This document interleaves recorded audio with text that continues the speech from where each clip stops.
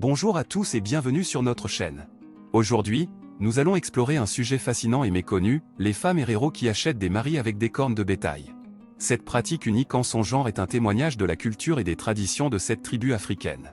Dans cette vidéo, nous allons vous raconter les histoires de vie de ces femmes courageuses et indépendantes qui ont décidé de prendre leur destin en main en choisissant leur partenaire de vie à leur guise. Vous allez découvrir comment ces femmes ont réussi à s'affirmer dans une société patriarcale et comment cette pratique a évolué au fil du temps.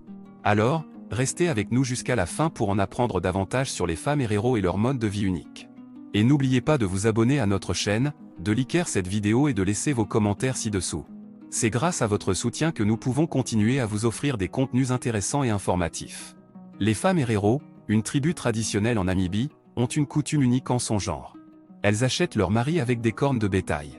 Cette pratique est connue sous le nom d'Okujipisa au Mukazandu en langue héréro, ce qui signifie payer pour le mari. Dans cette partie de l'article, nous plongerons dans les histoires de vie des femmes héros et leurs relations avec cette coutume. Les femmes héros qui souhaitent se marier doivent d'abord trouver un mari potentiel. Elles peuvent alors négocier le prix à payer pour le mariage avec la famille du mari. Cela implique souvent l'utilisation de cornes de bétail comme monnaie d'échange. Plus la corne est grande, plus la valeur est élevée. Les femmes peuvent également offrir du bétail ou d'autres biens en échange. Pour les femmes héros, cette pratique est plus qu'une simple transaction. C'est une tradition importante qui a été transmise de génération en génération. Les femmes considèrent cela comme un moyen de préserver leur culture et leur identité. C'est également une façon pour elles de montrer leur engagement envers leur mari. Cependant, cette coutume n'est pas sans controverse. Certains critiques estiment que cela encourage la traite des êtres humains et l'exploitation des femmes. D'autres pensent que cette pratique est dépassée et devrait être abandonnée. Malgré cela, les femmes héros continuent de pratiquer cette tradition.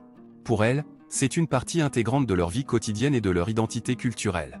Cela montre également la force de leur communauté et leur solidarité envers leurs traditions. En fin de compte, la pratique d'Okujipisa au Mukazandu est une tradition unique qui offre un aperçu fascinant de la culture et de la vie des femmes héros. Bien que cela puisse sembler étrange pour certains, pour les femmes héros, c'est une partie importante de leur vie et de leur identité.